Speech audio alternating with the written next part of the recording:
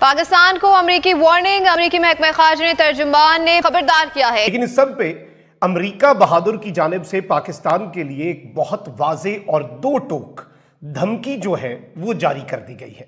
Gas line के बारे में उन्होंने बाकायदा हमें धमकी दी है कि ईरान के साथ तिजारती मुआहिदों और इन मुआहिदों पर गौर करने वालों को मुमकिन पाबंदियों के खतरे से आगाह रहने का मशवरा देते हैं। और मैथ्यू मिलर ने कहा है कि डेंजर ऑफ रिस्ट्रिक्शंस, पाबंदियों का खतरा, इसके लिए तैयार रहें। तो पाकिस्तान का चौथा पापा है, चौथा पापा अमेरिका। ये ना हो कि हमारी जो 22% एक्सपोर्ट है अमेरिका में वो भी जाए, हम IMF के प्रोग्राम से भी जाएं, तो हम तो एक नई मुश्किल में फंस जाएंगे। अमेरिका को भी समझाएं तरीके से कि हमारा पहले बात होगी, हमारा मुस्लिम मुल्क है तो हम इससे है ना पीछे नहीं हट सकते। ठीक है, तो अमेरिका आप इतनी स्टेटमेंट देंगे अमेरिका के हाँ यार ठीक है चलो आपका मानेगा, वो नहीं मानेगा। वो कैसे समझाएं? भाई इंडिया को तो मना किया था ना उसने, रशिया के मामले में कैसे तेल नहीं लेना, लेकिन इंडिया तो नहीं मना हुआ, उसने ले लिया, कोई पाबंदी नहीं लग रही। अमेरिका भारत को कुछ नहीं कहता जब भारत कहता है कि वो चाबहार पोर्ट पे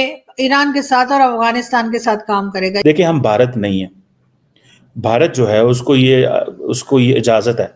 उसका चौथा पापा परेशान हो जाएगा, वो ये बोलेगा कि मेरा लड़का जिसको मैंने खिला पिला के इतना मोटा ताजा हट्टा कट्टा करा, वो बाप पे फन उठा रहा है, अपना सांप की तरह काट रहा है। यूएस के स्पोक्सपर्सन मैथ्यू मिलर ने प्रेस ब्रीफिंग्स के दौरान कुछ सवालों के जवाब में ईरान के प्रेसिडेंट का पाकिस्तान का विजिट, खास तौर पर ट्रेड एग्रीमेंट्स के हवाले से बात की है। और मैथ्यू मिलर ने कहा है कि डेंजर ऑफ रिस्ट्रिक्शंस, पाबंदियों का खतरा, इसके लिए तैयार रहें कि अगर आप ईरान के साथ ट्रेड को सीरियसली सोच रहे हैं या ईरान के साथ ट्रेड को सीरियस लिया जा रहा है तो फिर डेंजर ऑफ रिस्ट्रिक्शंस, उस पे पाबंदियां लग सकती हैं। तो मैं आपको इसकी डिटेल बताऊंगी कि क्या है, क्या ये पाबंदियों का खतरा जो है ये पाकिस्तान को इसलिए कहा जा रहा है कि जो गैस पाइपलाइन है उसके ऊपर अगर कोई पेशरफ्त होती है, कोई डेवलपमेंट होती है तो फिर पाबंदियां लगाई जाएंगी।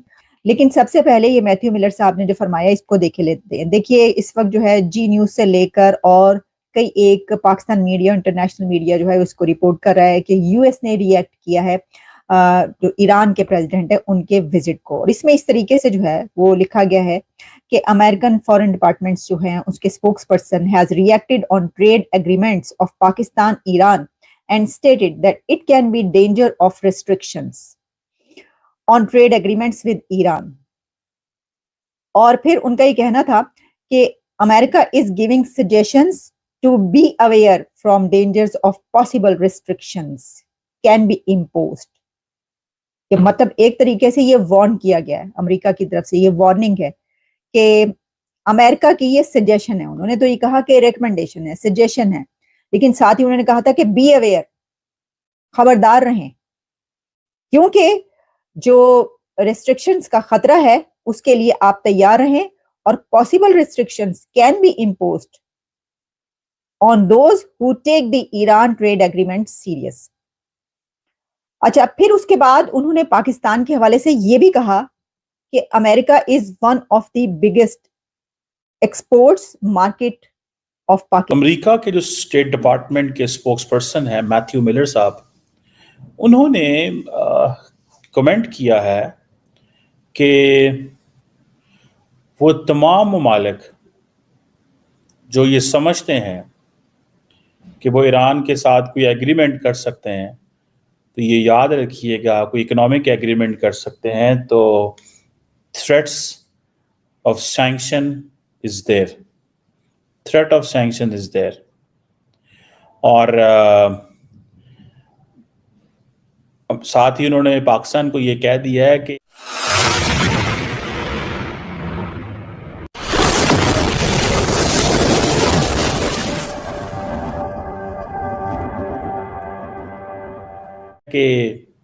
जो पाकिस्तानी हैं they are the leading investors, ठीक है जी, इन वॉशिंगटन। रादर मुझे इस तरह कहना चाहिए कि Washington has been Islamabad's leading investor बहुत, और पिछले ख़ास तौर पे 20 सालों के अंदर बहुत सारी इन्वेस्टमेंट्स आई हैं। और ये बात उनकी बिल्कुल ठीक है, क्योंकि पाकिस्तान तकरीबन 22% अपनी एक्सपोर्ट्स भी अमेरिका को ही बेचता है। So there is one single largest export destination जो पाकिस्तान के लिए है वो अमेरिका है।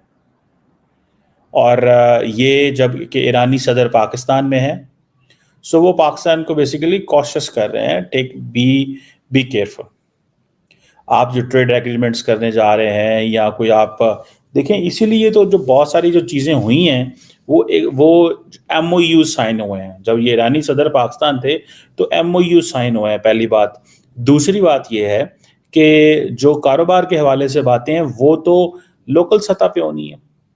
मेरा नहीं ख्याल पाकिस्तान ईरान के साथ कोई कारोबार करेगा, और पाकिस्तान को शायद ईरान के साथ खुल खिला के कारोबार करना चाहिए। ये ना हो कि हमारी जो 22% एक्सपोर्ट है अमेरिका में वो भी जाए, हम IMF के प्रोग्राम से भी जाएं, तो हम तो एक नई मुश्किल में फंस जाएंगे। सो वो कह रहे हैं कि बिजनेस, सो एक ही ऑप्शन रह जाता है, दूसरे लफ्ज़ों में वो एक इनफॉर्मल सी ट्रेड है जो आप कर सकते हैं। वही चीज़ पाकिस्तान को पे बैक कर सकती है, क्योंकि पाकिस्तान का ईरान के साथ लंबा बॉर्डर है और उस लंबे बॉर्डर में पोरस बॉर्डर है, तो अब तो वहाँ से खुल्लम खुला कारोबार चीज़ें ट्रेड हो रही है। रिसेंटली पाकिस्तान के को ये कहा गया था, आई थिंक अमेरिकन अथॉरिटीज़ ने कहा था कि भैया ये बहुत ज़्यादा ट्रेड हो रही है, इसको रोकें, पर्टिकुलरली जो इलीगल जो ऑयल स्मगलिंग हो रही है। अब टेक्निकली तो पाकिस्तान को इसका बड़ा नुकसान होता है स्मगलिंग का, क्योंकि हुकूमत के पास रेवेन्यू नहीं आता। जो भी इंपोर्ट एक्सपोर्ट होती है या कोई चीज़ें सेल होती हैं, देखें जब एक बिजनेसमैन जो है या जो गैस स्टेशन या पेट्रोल स्टेशन पे जो शख्स बैठा हुआ है, जब वो उसके पास कोई वो चीज़ खरीदेगा तो वो उसकी इनवाइस आएगी और वो लिखेगा, जब वो बेचेगा तो इनवाइस होएगी तो वो बेचेगा। सो अगर आने की इनवाइस ही कोई नहीं है तो इसका मतलब है हुकूमत को टैक्स ही नहीं मिलना। अगर सेल ही नहीं होगा तो टैक्स ही नहीं मिलेगी। पाकिस्तान का चौथा पापा है, चौथा पापा अमेरिका, उसका चौथा पापा परेशान हो जाएगा। वो ये बोलेगा कि मेरा लड़का जिसको मैंने खिला पिला के इतना मोटा ताजा हट्टा कट्टा करा, जिसको मैंने पैसे दिए, अय्याशी के लिए सारे डॉलर दिए, वो बाप पे फन उठा रहा है, अपना सांप की तरह काट रहा है। अब इसको, अपने बाप को पाकिस्तान कैसे कॉन्फिडेंस देता अपने चौथे पापा को? तो दोस्तों, जिस दिन इब्राहिम रियासी आया उस दिन पाकिस्तान ने एक ईरान बैग्ड टेरर आउटफिट, समझ रहे हैं game, Iran bagged terror outfit, एक ईरानी टेरर आउटफिट थी जो पाकिस्तान में ऑपरेट कर रही थी, उसको बैन कर दिया। इस टेरर ऑर्गेनाइजेशन का नाम है ज़ैनबियून ब्रिगेड। जो ज़ैनबियून ब्रिगेड है, this is funded by Islamic Republican guards, जो ईरान के है ना, Islamic Republican guard core IRGC, उसने फंड करा, उसने ट्रेन करा। ये कैसी ऑर्गेनाइजेशन है मैं बताता हूं। जो ज़ैनबियून ब्रिगेड है, ज़ैनबियून ब्रिगेड का ये काम है कि जितने भी पाकिस्तान के शिया हैं उनको इकट्ठा करो, क्योंकि इनमें बड़ी तकसीम रहती है, शिया ये फलाना, सुन्नी ये तो फलाना, बरेलवी ये तो देवबंदी, ये तो अहले हदीस, ये तो फलाना, इसमें भी बड़े फ्लेवर हैं।